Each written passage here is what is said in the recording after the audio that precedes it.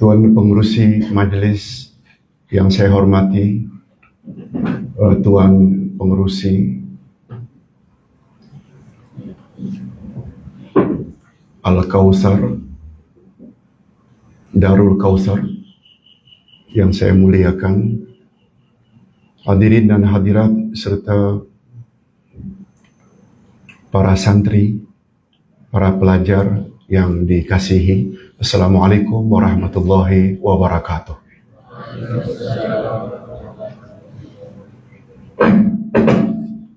Alhamdulillah, kita bersyukur kehadirat Allah Azza wa Jalla yang telah menganugerahkan kita bermacam-macam nikmat. Nikmat yang sangat banyak.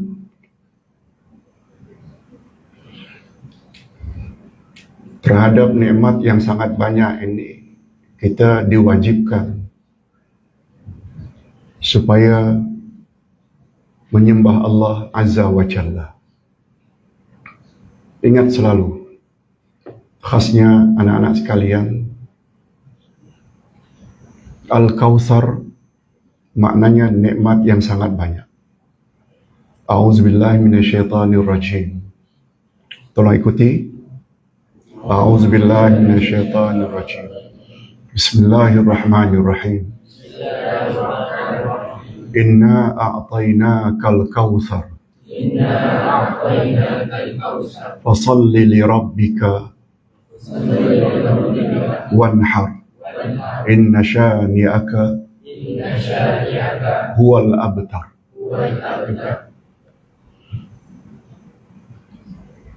Surat Al-Kautsar ini, betul tak surah yang paling ringkas dan pendek dalam Al-Quran?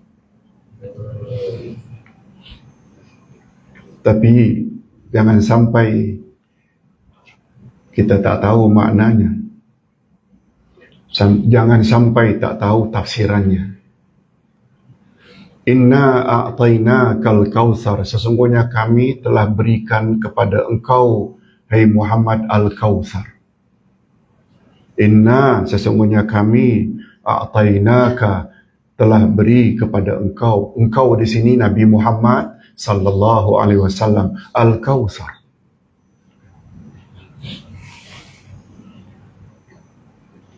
Ada dua tafsiran Al-Kautsar. Pertama, nama telaga di akhirat nanti, yang apabila kita minum, kita tak akan haus selama-lamanya. Satu, menurut ulama tafsir lain, Al-Kautsar diambil dari kata kathir. Kathir, betul tak? Kathirun maknanya banyak. Al-Kautsar maknanya nikmat yang sangat banyak. Betul tak Nabi Muhammad sallallahu alaihi wasallam telah diberi oleh Allah nikmat yang sangat banyak? Betul tak? Diangkat sebagai Nabi dan Rasul yang terakhir. Tapi justru beliaulah yang mendapat gelaran Sayyidul Anbiya'i wal Mursalin. Penghulu semua Nabi, penghulu semua Rasul. Padahal beliau diangkat sebagai Rasul terakhir. Ini belum lagi kita bercakap tentang syafaat, pertolongan. Apabila para Rasul dan para Nabi melintas siratal mustaqim dengan kecepatan bagaikan kilat, semua nabi-nabi, rasul-rasul, sampai ke destinasi pintu syurga ditutup, tertutup. Kalau semua nabi-nabi dan rasul mohon, Ya Rabb, tolong tunjukkan dari kalangan kami siapa orang yang boleh memberi kami syafaat untuk membuka pintu syurga.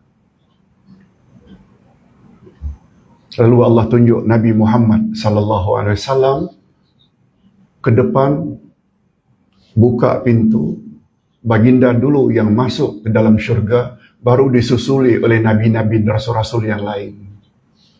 Ini namanya syafaat khasah, syafaat khas untuk Nabi Muhammad sahaja. Betul tak itu juga menandakan baginda Rasul telah mendapat nikmat yang luar biasa? Al-Kautsar.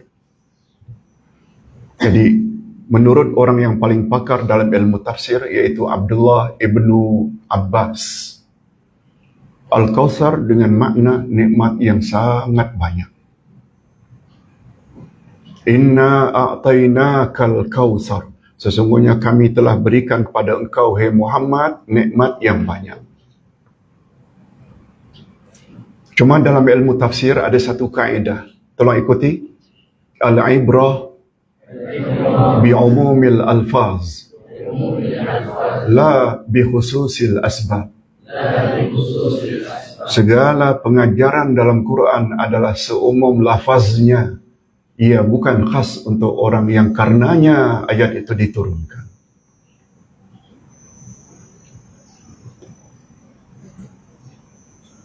Maknanya Al-Kautsar bukan hanya untuk Nabi secara khusus. Boleh juga umat dapat tak Al-Kautsar, nikmat yang banyak, walaupun bukan bertaraf Nabi, bukan bertaraf Rasul sebagaimana Nabi Muhammad. Tapi kita umat Nabi Muhammad juga telah terima tak nikmat yang sangat banyak? Betul tak?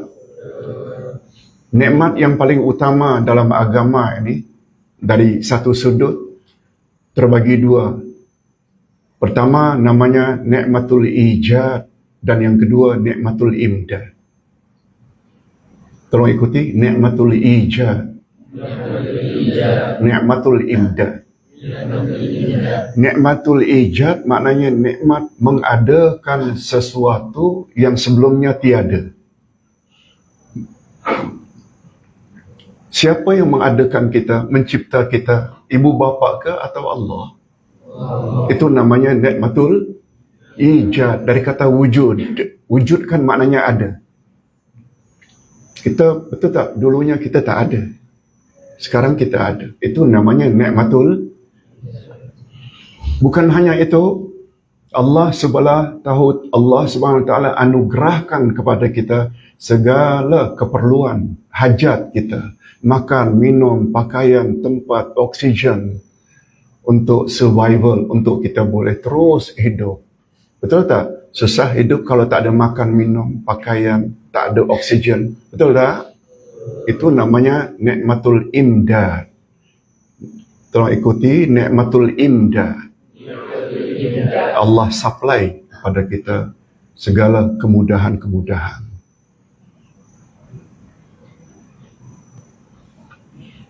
Di sini nanti kita akan tahu betapa perlunya kita mengenal Allah. Betul tak? Keperluan kita mengenal Allah melebihi daripada kita kenal mak bapa. Betul tak? Mak bapa hanya penyebab kita zahir di atas muka bumi. Mak bapa bukan pencipta hakiki. Betul tak? Mak bapa hanya menyalurkan saja rezeki yang datang daripada Allah. Makan, minum kita, pakaian, tempat, sekolahkan kita. Bukan pemberi rezeki yang sebenar. Pemberi rezeki sebenar siapa? Allah. Bukan mak bapa. Oleh sebab itu, jangan heran kalau Sayyidina Ali radhiyallahu anhu berkata, tolong ikuti, awwaluddin ma'rifatullah. Awal agama mengenal Allah. Sebab Allah pencipta hakiki. Allah pemberi rezeki yang hakiki. Kita sedih tak apabila tak kenal mak bapa? Sedih tak? Sedih. Kita akan dikatakan anak yang tidak beradab bila tidak patuh suruhan mak bapa, malah langgar larangan mak bapa. Kita dikatakan anak kurang adab. Lebih-lebih lagi lah apabila kita tidak patuhi Allah. Suruhan Allah kita tak buat, larangan Allah kita tidak jauhi. Betul tak, dengan kata lain sangat tidak patut. Itu sebabnya mengenal Allah ini adalah ilmu yang paling tinggi. Sebagaimana kata Sayyidina Ali, tolong ikuti, awwaluddin ma'rifatullah. Itu sebabnya kalau kita tadi dapat nikmat yang banyak, kita juga dapat nikmat yang banyak walaupun tidak sepadan dengan nikmat yang baginda Rasul sallallahu alaihi wasallam dapati. Cuma ingat anak-anak sekalian, khasnya guru pensyarah ustaz di Islamic University Madinah pernah sebut, bila kita senaraikan semua nikmat, ada 4 nikmat yang paling tinggi mengatasi semua nikmat. Tolong ikuti. Nikmatul iman, nikmatu ma'rifatillah, nikmatu ma'rifati mahabbatillahi wa makari, nikmatut taufiq. Bila kita banding-bandingkan dengan semua nikmat yang kita telah terima, termasuk kita umat Nabi Muhammad sallallahu alaihi wasallam, tidak ada yang boleh mengatasi nikmat yang 4 ini. Walaupun kita tak nafikan mempunyai harta yang banyak termasuk nikmat tak? Termasuk tak? Kesehatan termasuk nikmat tak? Dijadikan oleh Allah dalam bentuk sempurna dan lengkap, tidak ada cacat jasmani, nikmat tak? Jadi pemimpin, jadi pembesar, nikmat tak? Tapi semua nikmat itu di bawah nikmat apa tadi nombor 1? Nikmatul iman. Besar buat contoh. Namrud, pernah dengar nama Raja Namrud? Hidup, betul tak, sezaman dengan Nabi Ibrahim? Dia terima tak ajaran Nabi Ibrahim? Tak. Malah Nabi Ibrahim betul tak dilempar ke dalam api? Lalu Nabi Ibrahim ditolong oleh Allah Subhanahu wa taala dengan berfirman kepada api. Tolong ikuti. Ya nar, kuni bardan wa salaman ala Ibrahim. Wahai api, sejuklah kamu dan selamatkan Ibrahim. Allah boleh tak suruh api yang membakar boleh jadi sejuk? Boleh tak? Sebagaimana Allah Subhanahu wa taala berfirman pada ayat second last dari surat Yasin. Tolong ikuti. Innama amruhu idza arada syai'an ay yaqula lahu kun fayakun. Allah apabila berkehendak melakukan sesuatu, Allah cukup katakan jadilah, maka jadilah. Hei api, sejuklah kamu. Betul tak api akan sejuk? Tahu anak-anak sekalian, Namrud memerintah berapa tahun? 500 tahun. Kalau hari ini satu penggal, biasanya kan orang yang memerintah 5 tahun. Betul tak kalau 500 tahun maknanya 100 penggal? Begitu kata Profesor Wahbah Az-Zuhaili dalam tafsirnya, Tafsir Al-Munir. Tapi dia menolak kebenaran yang dibawa oleh Nabi Ibrahim. Malah Nabi Ibrahim dilempar ke dalam api.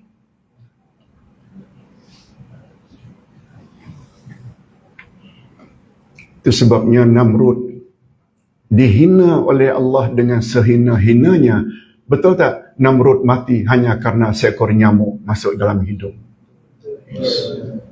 Dengan makhluk yang kecil saja mati. Oleh sebab itu dalam hidup jangan suka sombong, jangan suka membesar-besarkan diri, jangan. Kita buat contoh lain lagi. Pernah dengar nama Firaun, Haman, Qarun yang memerintah di zaman Nabi Musa? Zalimnya luar biasa. Kayanya luar biasa. Qarun pula. Tahu siapa Qarun? Orang kaya di zaman Nabi Musa. Dia adalah sepupu Nabi Musa. Cousin. Tapi dia durhaka. Dia tolak kebenaran. Betul tak? Firaun juga akhirnya mati di Lautan Merah ketika mengejar dan ingin membunuh Musa. Musa selamat dengan Bani Israel menyeberang ke seberang sana, Jazirah Arab. Firaun mati lemas. Coba tengok. Ini semua perlu tak kita jadikan pengajaran? Jangan menentang kebenaran. Jangan menentang ajaran Allah. Jangan menentang ajaran Rasul. Oleh sebab itu kata para ulama, ilmu yang paling utama untuk kita miliki, khasnya anak-anak, 3 ilmu. Berapa ilmu? Tolong ikuti. Ma'rifatullah, ma'rifatun Nabi, ma'rifatud dinil Islami. Mengenal Allah, mengenal Nabi, dan mengenal selok-belok agama. Anak-anak sekalian,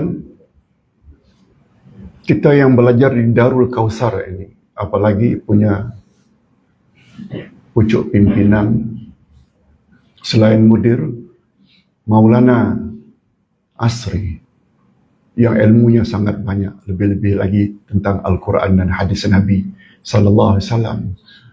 Kita merasa beruntung tak? Beruntung. Walau apa orang cakap. Sebab Nabi Muhammad sallallahu alaihi wasallam memberi jaminan.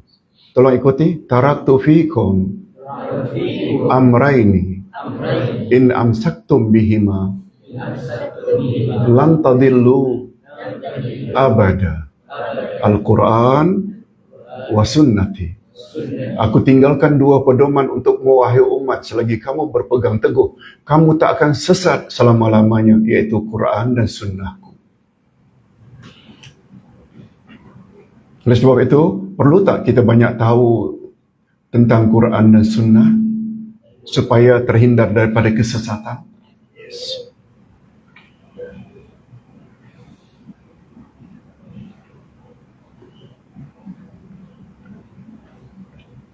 Hadirin dan hadirat, khasnya anak-anak sekalian, kita ni hidup untuk hidup selama-lamanya ke atau sementara?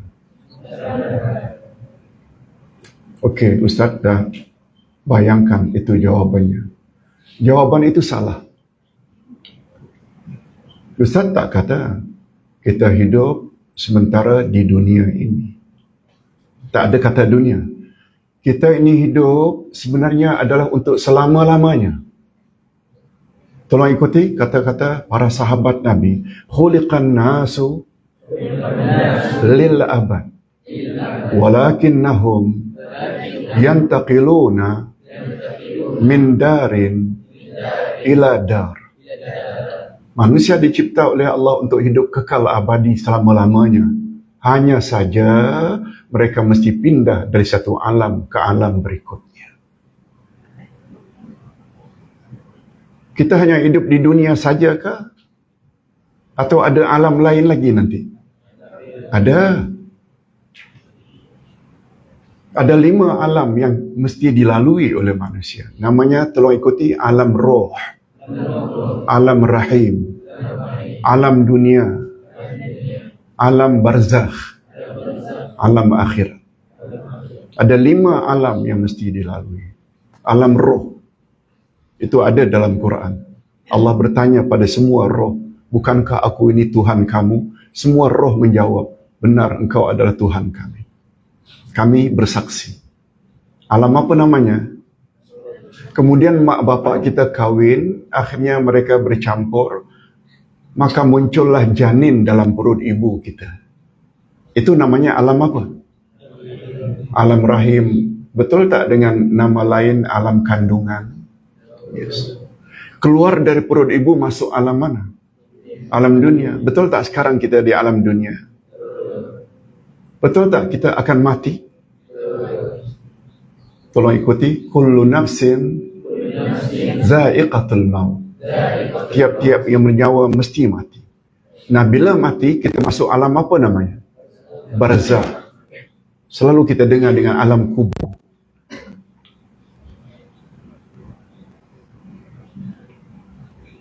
Alam kubur kita akan hidup selama-lamanya atau sementara? Selama-lamanya atau sementara? Sementara. Sebab terjadi kiamat, betul tak kita akan bangkit dari kubur? Begitu bangkit, dihimpun di padang mahsyar, bermulalah alam yang terakhir, namanya alam akhirat. Bila kita mati?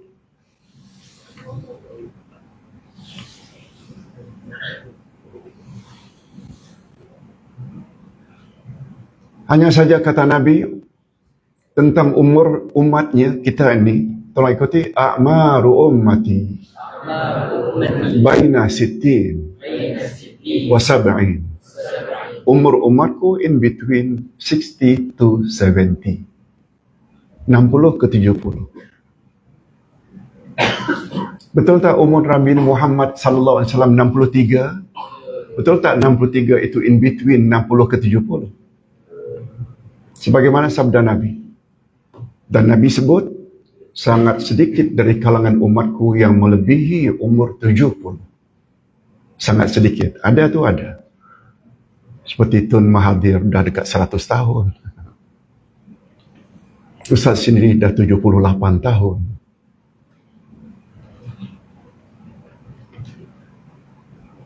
Itu sebabnya sebelum mati, ilmu yang ada sedikit ini perlu tak disampaikan? Perlu tak? Perlu. Berdakwah ni perlu. Khasnya tentang dua buku. Berbalik kepada Ustaz Jailani, fadal.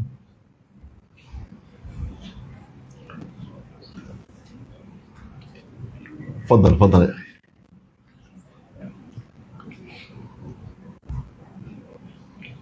Beliau adalah naib presiden GASMA. Presidennya Ustaz Safwan, yang kebetulan pada masa yang sama pergi ke Al-Husna. Terima kasih Ustaz Zaini. Hadirin dan hadirat, khasnya anak-anak sekalian. Sekali lagi, manusia dicipta oleh Allah untuk hidup sementara atau selama-lamanya. Hanya saja mereka mesti berpindah dari satu alam ke alam berikutnya. Kita sekarang sedang berada di alam yang ketiga, alam dunia namanya. Untuk kebahagiaan kita di alam yang keempat dan yang kelima, ada kaitan tak dengan aktiviti yang kita perlu buat di alam yang ketiga? Perlu tak? Tolong ikuti sabda Nabi, ad-dunya mazra'atul akhirah. Dunia adalah kebun akhirat. Dunia adalah kebun akhirat. Betul tak peranan kebun tempat kita bercocok tanam? Kita belajar, kita beramal saleh, termasuk tak itu semuanya adalah cocok tanam yang kelak kita akan terima di alam kubur dan di alam barzakh. Setuju tak kalau Ustaz katakan bahawa azab itu bukan hanya di akhirat, tapi juga ada azab namanya azab kubur? Betul tak? Nikmat juga bukan hanya di akhirat yang namanya syurga, tapi juga ada namanya nikmat kubur. Dan kesemuanya itu, semuanya itu alam barzakh dan alam akhirat.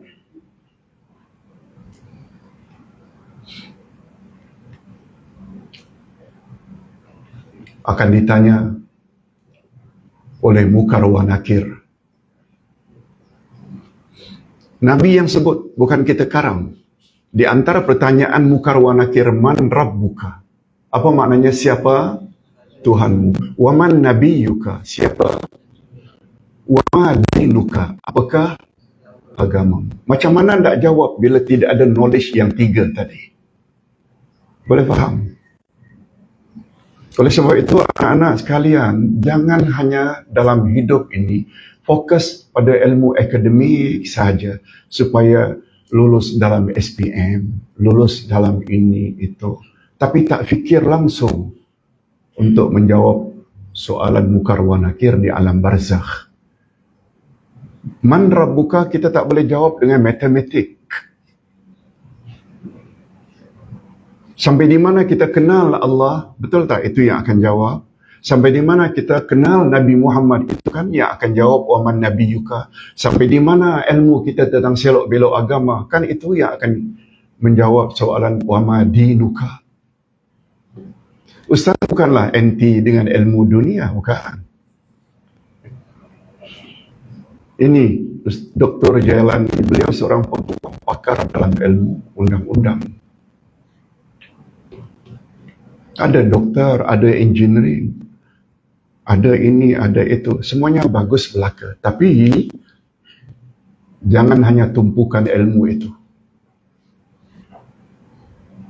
Apatah lagi nanti di dalam kubur yang jawab itu mulut ke atau amal?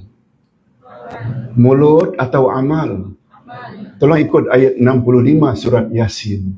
Al-yawma nakhtimu ala afwahihim wa tukallimuna aydihim wa tashhadu arjuluhum bima kanu yaksibun. Pada hari itu kami akan tutup mulut-mulut mereka dan yang akan bercakap kepada kami tangan-tangan mereka, yang akan jadi saksi kaki-kaki mereka apa yang dulu mereka telah usahakan di atas muka bumi. Yang jawab itu lagi-lagi lidah, mulut ke atau amal? Amal, keyakinan. Itu di alam barzakh. Itu sebabnya kita disuruh oleh Nabi supaya memohon agar dilindungi daripada azab kubur. Ada tak? Hadis sahih riwayat Imam Bukhari. Allahumma na'udzubika min azabil qabri.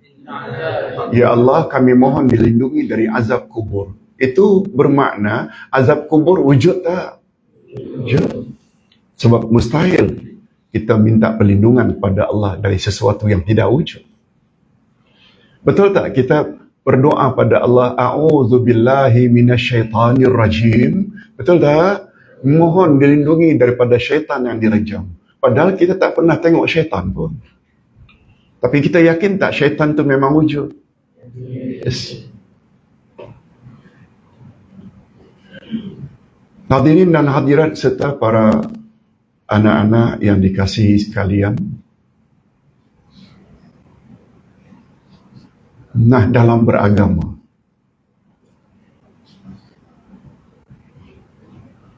ad-din, agama yang diredai oleh Allah, agama apa? Agama apa? Allah terima tak agama selain Islam? Hari ini? No. Tolong ikuti. Inna dina indallahil Islam. Sesungguhnya agama di sisi Allah hanya agama Islam. Ayat 19 surat Ali Imran. Ayat 85 Ali Imran, tolong ikuti. Wa may yabtaghi ghairal islami dina falan yuqbala minhu wa huwa fil akhirah minal khasirin.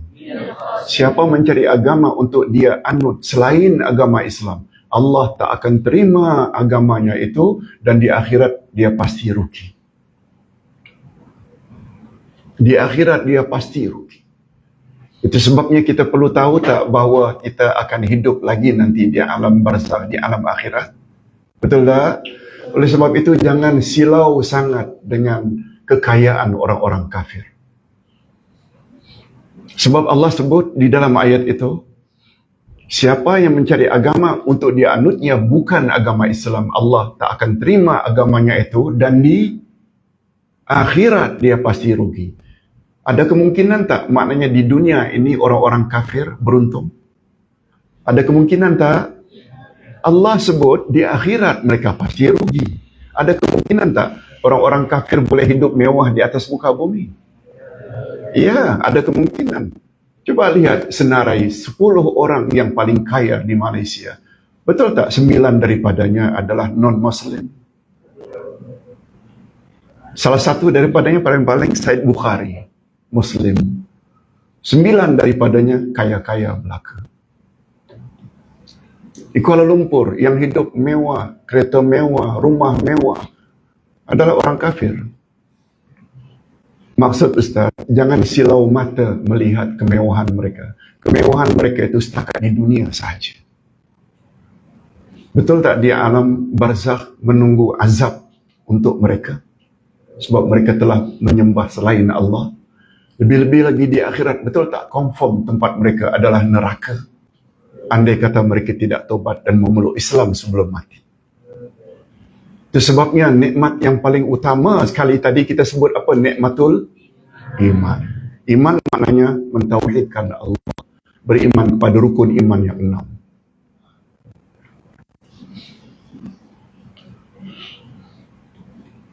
Ustaz tadi sedang menyebut tentang 4 macam nikmat. Nikmat yang pertama, nikmatul iman. Nikmat yang kedua, nikmatu ma'rifatillah. Nikmat mengenal Allah.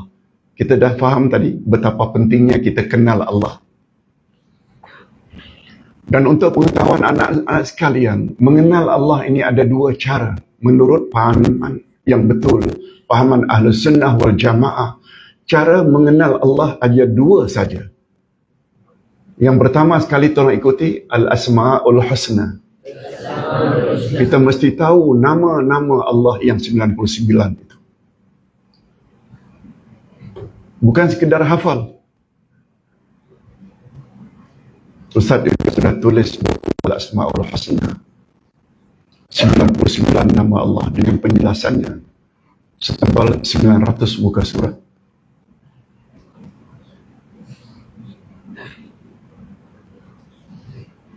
Dan cara kedua mengenal Allah adalah melalui ayat-ayat Allah. Termasuk tak mengetahui ayat-ayat Quran? Betul tak Al-Quran itu adalah kalamullah? Hanya 2 cara itu saja menurut Ahlus Sunnah wal Jamaah cara mengenal Allah. Betapa pentingnya ilmu Al-Asma'ul Husna, kata seorang ulama terkenal zaman silam, Imam Ibnul Qayyim. Apa kata beliau? Andai kata manusia memiliki seluruh jenis ilmu, cuma yang dia tidak tahu hanya tentang Al-Asma'ul Husna, itu yang dia tak tahu. Dia sebenarnya seolah-olah tak punya ilmu langsung, zero. Nampak tak betapa pentingnya ilmu Al-Asma'ul Husna? Nampak tak? Tolong ikuti hadis sahih riwayat Imam Bukhari. Inna lillahi tis'ah wa tis'ina isman mi'atan illa wahidah man ahsaha dakhalal jannah. Allah memiliki 99 nama, 100 kurang 1. Siapa yang menguasainya, dia masuk syurga. Apa makna siapa yang menguasainya? Ada 3 maknanya. Pertama, hitung sampai 99 nama Allah. Itu kena tahu. Tak semestinya hafal. Betul tak Al-Qadir itu salah satu nama Allah? Betul. As-Sami, betul tak salah satu nama Allah? Al-Hakim, Al-Alim, Al-Qadir, Al-Jabbar, Al-Mutakabbir.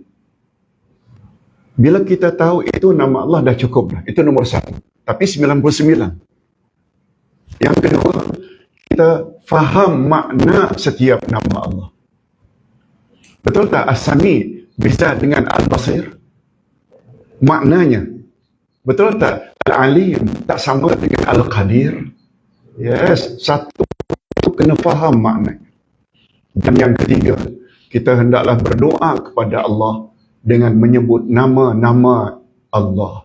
Boleh tak kita panggil Ya Allah dengan panggilan Ya Rahman, Ya Rahim, Ya Razzaq, Ya Sami, Ya Hayyu, Ya Qayyum? Boleh tak? Itu makna siapa yang menguasai 99 nama Allah, dia layak masuk syurga.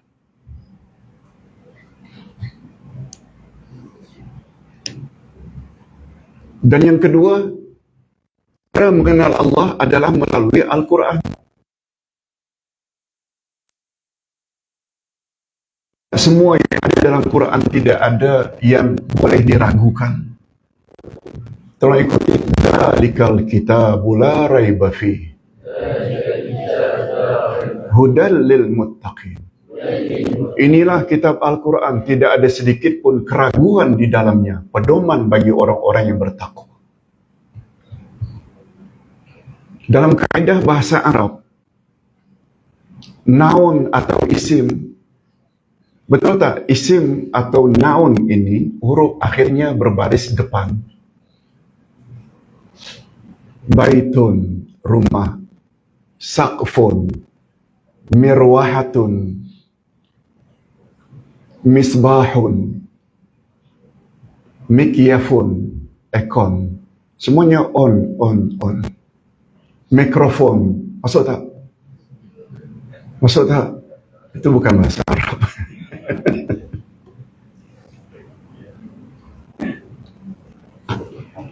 Kitabun, asalnya isim atau noun dalam bahasa Arab, huruf akhirnya berbaris apa tadi? Depan. Sama ada dua atau satu. Kalau satu itu al-baitu, tapi tanpa al jadi baitun. Kursiyun, al-kursiyu, betul lah, baris depan. Tapi apabila noun tersebut diawali dengan lam alif nafi, la, yang mengakibatkan huruf akhir daripada isim itu berbaris di atas, maka dia membawa maksud. Tolong ikuti. Harfun nafi, huruf nafi dengan tujuan lil jins, untuk menafikan jenis, untuk menafikan jenis. Tolong ikuti. Raibun. Apa makna raibun? Ragu-ragu. Raibun, ragu-ragu. Tapi bila ada la di depannya menjadi la raiba. Betul tak? Ayat Quran, ayat 2 Al-Baqarah, zalikal kitabu la raiba. Betul tak? Itu maknanya lam itu untuk menafikan jenis raib. Jenis ragu. Oleh sebab itu, dalam bahasa kita, inilah kitab Al-Quran. Tidak ada satu jenis ragu pun yang ada di dalamnya. Tak ada. Satu jenis ragu pun tak boleh. Bila ada keraguan terhadap Al-Quran, boleh rosak tak akidah kita? Dari sudut lain pula, kalau tidak ada satu pun ragu dalam Quran, apa lawan ragu? Yakin. Itu sebabnya dengan bahasa lain, bolehlah diartikan, inilah kitab Al-Quran. Semua kandungannya dari awal hingga akhir adalah meyakinkan. Itu sebabnya ada satu kitab kecil saja. Bunyi kitab itu, tolong ikuti. Khudh aqidataka minal Quran. Ambillah akidahmu dari Al-Quran. Betul tak? Akidah itu adalah keyakinan. Betul tak? Keyakinan itu kepercayaan. Betul tak? Kepercayaan itu lawan dari ragu-ragu.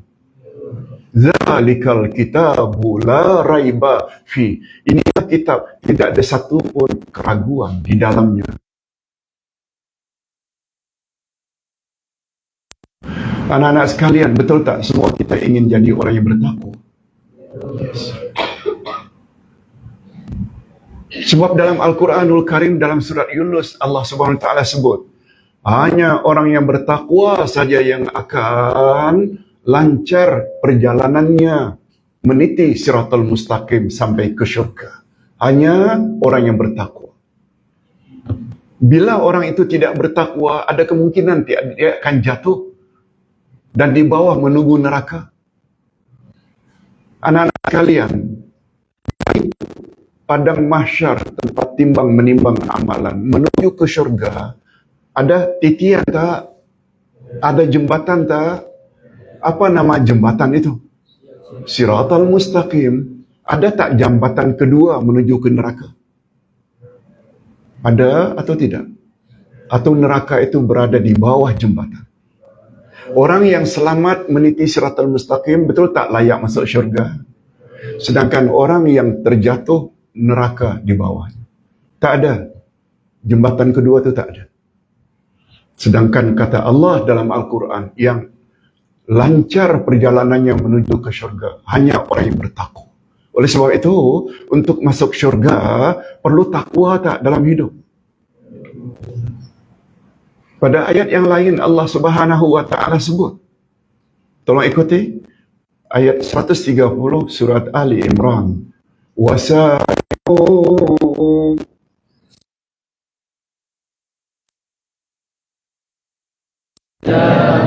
min rabbikum wa jannatin arduha as-samawati wal ardh uiddat lil muttaqin.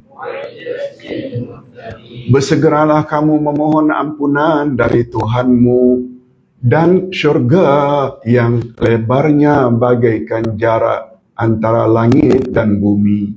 Uiddat lil muttaqin. Syurga Allah sediakan hanya untuk orang-orang yang muttaqin, orang yang bertakwa. Allah tidak sebut lil muslimin. Allah tidak sebut lil mu'minin, tapi lil muttaqin. Dengan kata lain, untuk masuk syurga perlu tak jadi orang yang bertakwa selagi kita di atas muka bumi? Apa makna takwa? Takwa definisi yang singkat yang diperkenalkan oleh Sayyidina Ali, senang saja. Singkat tapi padat maknanya. Tolong ikuti. At-taqwa al-imtithalu bil awamir wal jitinabu bin nawahi. Takwa ialah kamu buat apa yang Allah suruh dan kamu jauhi apa yang Allah larang. Itu dia takwa. Allah suruh tak agar kita kenal Allah? Allah suruh tak? Suruh. Kenal Allah. Itu sebabnya anak-anak sekalian, khasnya dalam Islam, ilmu tentang Al-Quran dan tentang hadis Nabi perlu tak? Mustahak tak? Mengatasi yang lain-lain. Itu sebabnya mengapa nikmat yang ketiga, setelah yang pertama tadi nikmatul iman, yang kedua nikmatu ma'rifatillah, yang ketiga nikmatu ma'rifati mahabbatillahi wa makari. Nikmat mengetahui apa yang Allah suka dan apa yang Allah benci. Boleh tak dengan kata lain nikmat ketiga ni nikmat hadir majlis ilmu? Betul tak? Tolong ikuti sabda Nabi, hadis sahih, man salaka tariqan yaltamisu fihi ilma sahalallahu lahu bihi tariqan ilal jannah. Siapa bersungguh-sungguh pergi ke majlis ilmu, niscaya Allah permudahkan baginya jalan ke syurga. Dengan kata lain, Islam ini agama nenek moyang ke atau agama ilmu? Islam ini agama ikut-ikutan taklid buta ke atau agama ilmu? Ilmu. Itu sebabnya tak cukup apa yang orang cakap, kita ikut saja, tak cukup. Kita mesti tahu hujah dan dalilnya. Terutama dalil dari mana tadi? Referensi rujukan utama agama Islam ada dua, iaitu Quran dan Sunnah Nabi. Itu sebabnya anak-anak sekalian,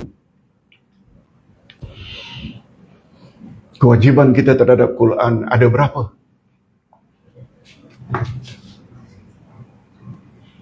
Ada 5. Kalau alam tadi ada 5, ada alam roh, alam rahim, alam dunia, alam barzakh, alam akhirat.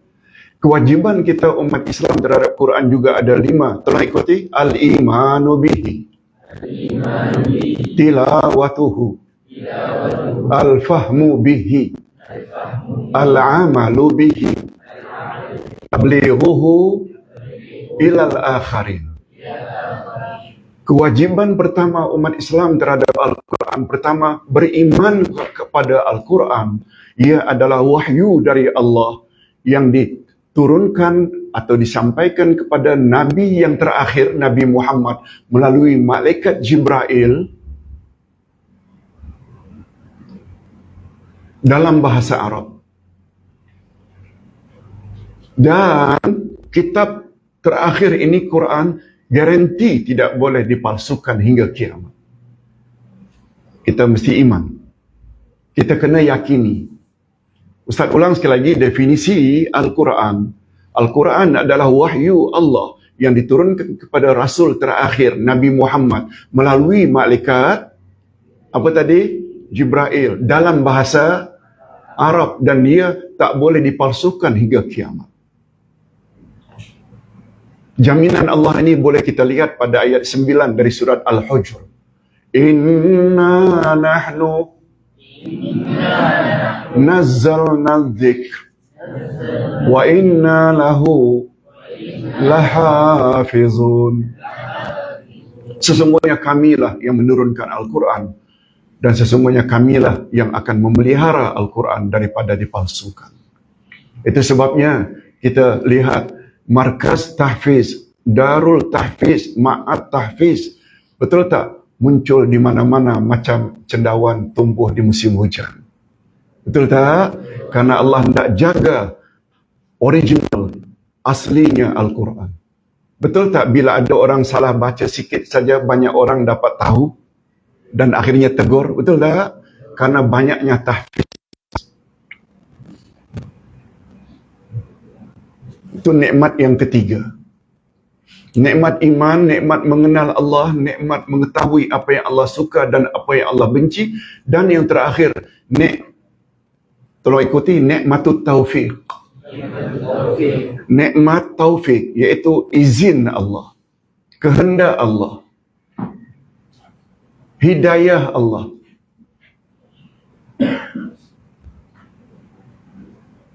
Hadirin dan hadirat, khasnya anak-anak yang dikasihi sekalian,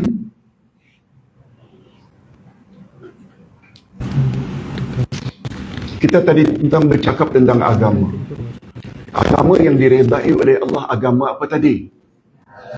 Ayat 19, sesungguhnya hanya Islam agama yang Allah redha. Yang kedua, ayat 85, siapa yang mencari agama selain Islam, Allah terima tak? Dan di akhirat ia pasti rugi. Nah, ayat 102 dari surah yang sama, Ali Imran, tolong ikuti. Ya ayyuhalladzina amanu ittaqullah haqqa tuqatih wa la tamutunna illa wa antum muslimun. Hai orang-orang yang beriman, bertakwalah kamu dengan sebenar-benar takwa, dan jangan hendaknya kamu mati kecuali sebagai orang yang beragama Islam. Sebabnya dengan 3 ayat ini cukuplah untuk memberi kepada kita kekuatan bahawa kita tidak akan pindah agama walau macam manapun sampai kita mati. Betul tak? Sebab hanya agama Islam, agama yang Allah redha. Lalu ada yang selalu diartikan dengan agama. Faham tak kita apa makna agama? Agama itu bahasa apa? Tolong jawab. Setengah kita kata ugama atau igama atau agama. Yang betul itu agama. Agama itu bahasa apa? Bukan bahasa Melayu. Bahasa Sanskrit. Orang seberang kata Indonesia bahasa Sanskerta. Bahasa kita sebut bahasa Hindu lama. Maknanya tidak. Gama maknanya kucar kacir, berserakan. Jadi kalau kita combine agama, tidak kucar kacir, tidak berselera. Boleh tak dengan kata lain? Teratur senantiasa. Boleh tak? Senantiasa teratur. Itu sebabnya orang yang beragama, Cara dia berjalan teratur, cara dia makan, minum teratur, cara dia bercakap teratur. Betul tak? Itu terjemahan daripada agama. Kalaulah ad-din itu diartikan dengan agama, agama membawa makna teratur senantiasa.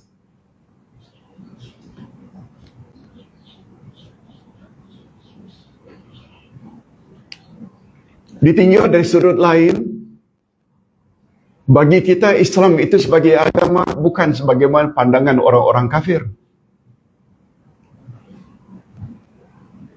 Nah, kalau begitu agama menurut pandangan kita apa Pak Ustaz?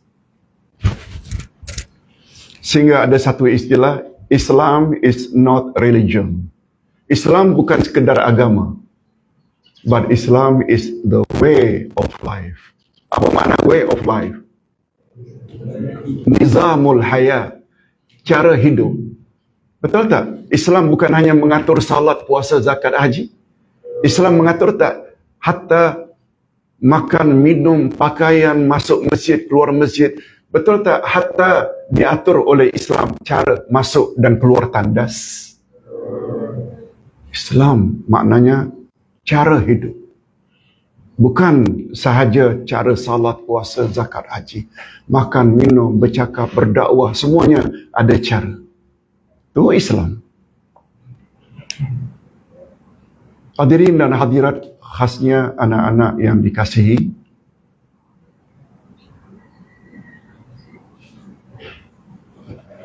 minta maaf kalau Ustaz tidak bahas secara khusus buku ini. Buku ini tidak menyebut tentang nikmatul iman itu tak akan sempurna kalau tidak tahu dua kalimah syahadat. Anak-anak sekalian, betul tak? Orang selalu kata salat itu adalah sangat penting. Betul tak? Tolong ikuti sabda Nabi. As-salatu imaduddin.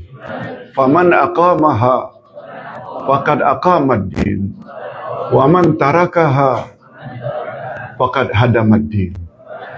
Salat adalah tiang agama. Siapa mendirikan salat, berarti dia mendirikan agama. Siapa yang meninggalkan salat, berarti dia telah merobohkan agamanya. Menunjukkan salat sebagai tiang itu, menunjukkan salat itu penting tak?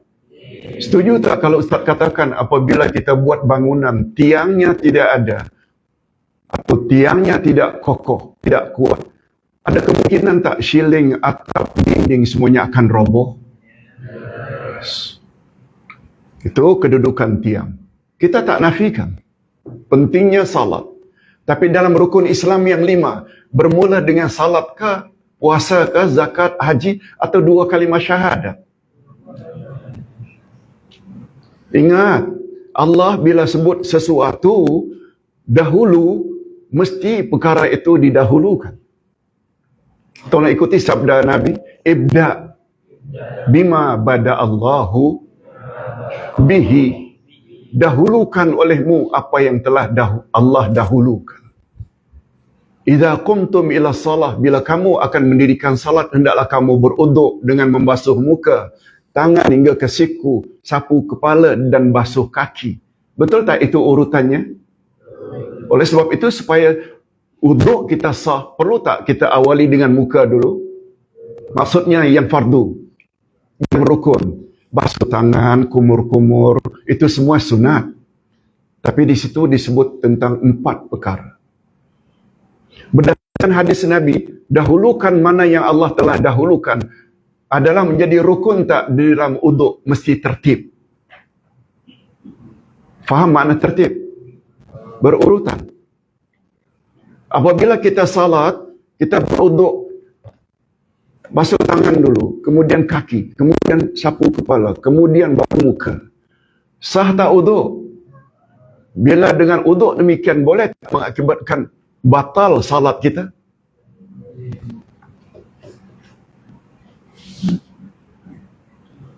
Coba tengok. Ketika Allah menyebut ciri-ciri orang yang bertakwa dalam Al-Quran. Sudah Al-Quran itu pedoman bagi orang yang bertakwa. Mula-mula sifat orang yang bertakwa disebut oleh Allah. Salat dulu ke atau iman kepada yang gaib? Tolong ikuti. Zalikal kitabu la raiba fi.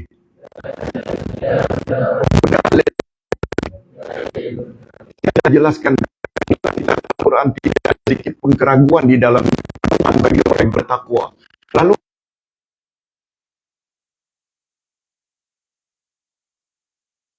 alladzina yu'minuna bil ghaib wa yuqimuna as-salah wa mimma razaqnahum yunfiqun walladzina yu'minuna bima unzila ilaika wa min qablik wa bil akhirati hum yuqinun. Orang-orang yang bertakwa itu pertama sekali mereka beriman kepada yang gaib. Baru disusuli mereka mendirikan wa yuqimuna shalah, mendirikan, dan segelintir dari harta mereka infak, nafkah. Dah 3 dah. Walladzina yu'minuna bima unzila ilaika, dan mereka beriman kepada apa yang Allah telah turunkan kepada engkau, hai Muhammad. Dan terakhir, terhadap hari akhirat mereka yakin. Ketika menyebut ciri-ciri orang yang bertakwa, Allah awali dengan zakat ke, salat ke, atau iman? Iman dulu. Al-yu'minuna bil ghaib, iman pada yang maha ghaib. Iman pada Allah, iman pada malaikat. Betul tak semua itu ghaib-ghaib belaka? Termasuk tak iman kepada syurga neraka? Termasuk tak iman kepada Al-Kautsar, telaga di akhirat nanti? Yes, itu semua al-ghaib. Baru disusuli dengan as-salat. Bukan salat dulu. Sama tak urutannya dengan rukun Islam? Sama tak? Rukun pertama bukan salat, tapi 2 kalimah syahadat. Begitulah seterusnya. Dan terhadap hari akhirat mereka yakin. Nah, dari 5 syarat tersebut, iman pada yang gaib. Tolong perhatikan. Pertama sekali iman pada yang gaib. Yang kedua mendirikan. Yang ketiga mengeluarkan infak atau sedekah.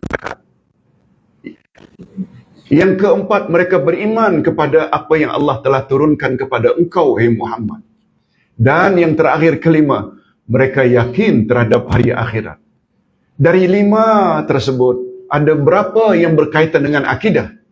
Tolong jawab. Tolong jawab.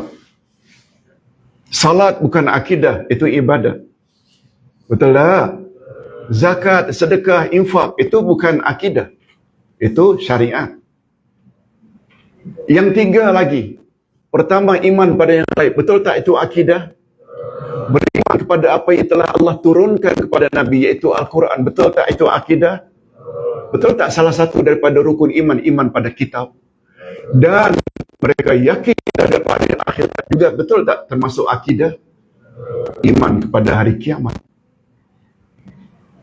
Disebut oleh Allah awal-awal Al-Quran. Walaupun Quran itu adalah pedoman bagi orang-orang yang bertakwa, disebut 5 ini menunjukkan 5 inilah perkara yang paling mustahak kita miliki dalam hidup. Lalu apa kata Allah bila kelima-lima itu kita miliki? Tolong ikuti. Ulaika ala hudam min rabbihim wa ulaika humul muflihun.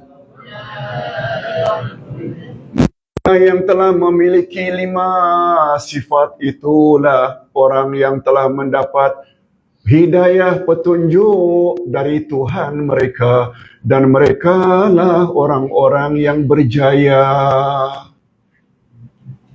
Bila 5 itu ada, kita termasuk orang dapat hidayah tak? Dapat tak? Allah yang sebut, bukan Ustaz sebut. Dan satu lagi, kalau orang akan berjaya, betul tak termasuklah bukan saja menang dunia, tapi juga akan menang di alam kubur dan di alam akhirat? Yes. Hadirin dan hadirat, khasnya anak-anak sekalian, Nampaknya ini yang dapat Ustaz sampaikan. Itu sebabnya terakhir Ustaz ingin katakan sebagai kesimpulan. Kata Imam Ibnul Qayyim, salat, puasa, zakat, haji, betul tak itu termasuk ibadat-ibadat utama? Betul tak tujuan kita dicipta oleh Allah adalah untuk beribadat kepada Allah? Tolong ikuti ayat 56 Az-Zariyat. Wa ma khalaqatul jinna wal insa illa liya'budun. Dan aku tidak jadikan jin dan manusia melainkan agar mereka semua beribadat kepadaku. Siapa ku di sini? Allah. Allah. Beribadat pada Allah. Salat, puasa, zakat, haji, ibadat tak? Ibadat tak? Boleh tak dikatakan itu ibadat utama? Tapi kata Imam Ibnul Qayyim, semua ibadat Allah tak terima kalau tidak memenuhi dua syarat yang tersirat di dalam dua kalimah syahadat.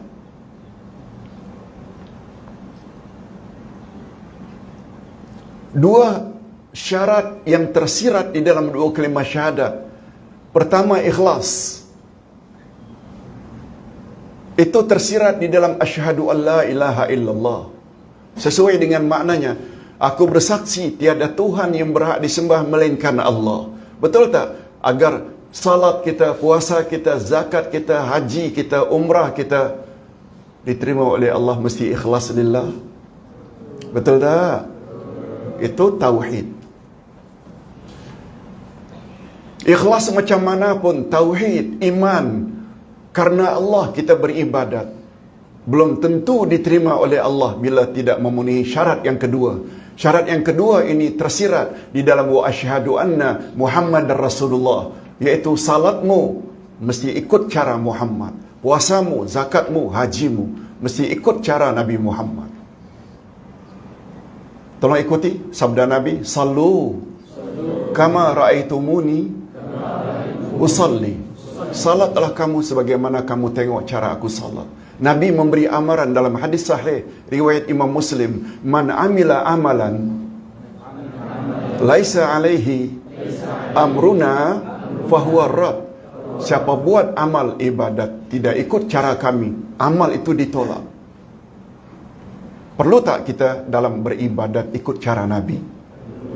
Ingat selalu anak-anak, khasnya mengapa dua kalimah syahadat diletak sebagai rukun Islam yang pertama, yang kedua baru salat, puasa, zakat dan haji. Semua ibadat itu Allah tak akan terima kecuali memenuhi berapa syarat tadi? Dua syarat. Pertama, ikhlas lillah. Yang kedua, ikut cara Nabi Muhammad sallallahu alaihi wasallam. Demikianlah. Semuanya itu ada Ustaz tulis di sini. Tolong baca ya. Tolong baca. Dan sebagai lawannya pula, bahaya syirik. Betul tak syirik itu lawan daripada tauhid? Dan syirik sangat berbahaya. Kalau tadi tauhid itu sangat utama, betul tak syirik sangat bahaya?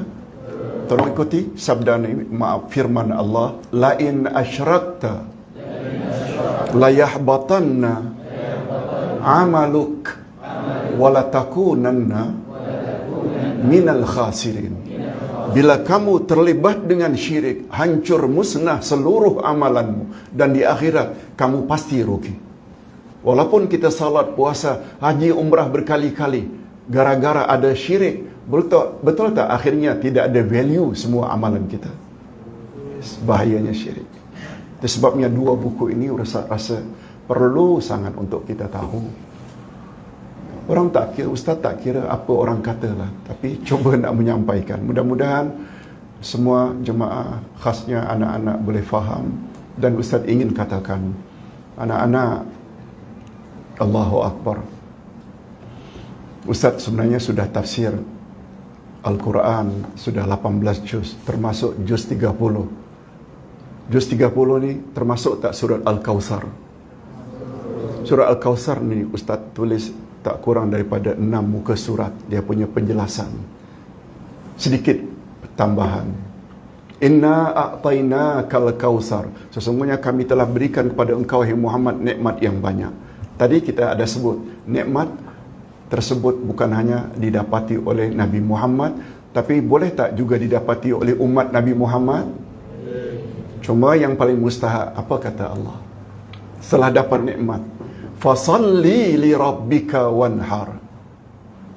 Oleh sebab itu, dirikan salat semata-mata mengharap Tuhanmu dan berkorbanlah.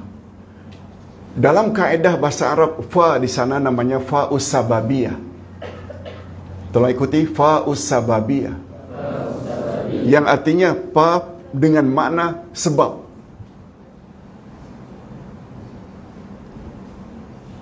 Orang Quraisy di zaman jahiliyah banyak tak dapat nikmat daripada Allah. Mereka jadi pedagang musim panas dan musim sejuk. Oleh sebab itu Allah Subhanahu wa taala beritahu, "Falyabudu rabb hadzal bait." Oleh sebab itu huruf fa. Hendaklah mereka beribadat kepada Tuhan Kaabah. Oleh sebab itu, berdasarkan nikmat yang banyak yang kita telah terima dari Allah, atas sebab nikmat itu, wajib tak kita beribadat pada Allah? Boleh tak dengan kata lain, ibadat kita hanya kepada Allah sebagai lambang kesyukuran kita kepada Allah Subhanahu wa taala? Yes. Itu sebabnya yang terakhir apa kata Allah? Inna syani'aka huwal abtar. Sesungguhnya orang yang membenci padamu, merekalah orang yang terputus dari keberkatan. Nabi Muhammad sallallahu alaihi wasallam, ada tak anak perempuan dan anak lelaki yang hidup sampai dewasa, sampai kahwin? Betul tak hanya anak perempuan? Nabi Muhammad punya anak laki-laki, Abdullah, Ibrahim, betul tak meninggal dunia sejak kecil? Dalam kalangan orang Arab, Nabi Muhammad dikatakan sudah terputus zuriatnya. Betul tak zuriat biasanya dari anak laki-laki? Abdullah bin Yasin, Yasin bin Ilyas, semuanya laki-laki belakang. Ibu tak disebut. Karena anak Nabi Muhammad semuanya perempuan, antara lain Fatimah dapat anak namanya Hasan dan Husain. Betul tak itu ada kaitan dengan Nabi Muhammad sallallahu alaihi wasallam? Sedangkan anak laki-laki meninggal awal, tak ada zuriat. Orang Arab kata Muhammad abtar. Muhammad itu terputus zuriatnya. Anak-anak sekalian, kita orang Islam tidak boleh punya keyakinan seperti itu. Tidak boleh punya keyakinan seperti itu. Nabi Muhammad yang dikatakan terputus zuriatnya, betul tak sampai hari kiamat, sampai hari ini Nabi Muhammad dan jasanya dikenang senantiasa? Sebut saja nama Nabi Muhammad, kita sambut dengan sallallahu alaihi wasallam. Betul tak? Itu berarti Nabi Muhammad dikenang senantiasa. Beza tak dengan Abu Jahal, Abu Lahab? Sambungan namanya itu laknatullahi alaih. Semoga Allah kutuk, laknat, murka kepada Abu Jahal, Abu Lahab. Orang itu tu yang mengatakan Muhammad itu abtar. Itu sebabnya orang Arab bila mengatakan cicak itu abtar, batra, abtar. Kalau cicak itu dikatakan abtar atau batra, maknanya cicak yang terpotong ekornya, terputus. Kalau manusia abtar, maknanya tidak ada zuriat laki-laki. Nabi Muhammad betul tak antaranya? Apa kata Allah? Tolong ikuti. Inna syani'aka huwal abtar. Orang yang benci pada engkau itulah, hai Muhammad, orang yang sebenarnya terputus daripada keberkatan hidup. Hadirin dan hadirat, khasnya anak-anak, betul tak? Kita yang ingin memperjuangkan Quran dan Sunnah selalu diperlekeh oleh setengah-setengah orang. Jangan bimbang. Sebenarnya kita lah orang yang paling beruntung. Mereka lah sebenarnya yang abtar. Tak perlulah kita sebut siapa mereka. Itu sebabnya Ustaz selalu kata, kebenaran bukan semestinya banyak dia punya pengikut. Tak. Tolong ikuti. Wa in tuti' aksara man fil ardi yudilluka an sabilillah. Surat Al-An'am ayat 116. Bila kamu ikut majoriti, kebanyakan manusia di atas muka bumi, niscaya mereka akan menyesatkan kamu dari jalan Allah. Maknanya, betul tak? Banyaknya pengikut bukan bukti suatu kebenaran. Dan kita akhiri dengan kata-kata Abdullah bin Mas'ud ketika ditanya tentang Ahlus Sunnah wal Jamaah. Tolong ikuti. Al-Jama'atu ma wafaqal haqq wa in kutta wahdak. Ahlus Sunnah wal Jamaah itu ialah puak yang memihak kepada kebenaran walaupun anda seorang diri. Walau seorang diri. Kita alhamdulillah ramai juga, bukan seorang. Mudah-mudahan apa yang disampaikan ada manfaatnya. Minta maaf Tuan Pengetua, Ustaz, kalau ada kekurangan. Wassalamualaikum warahmatullahi wabarakatuh.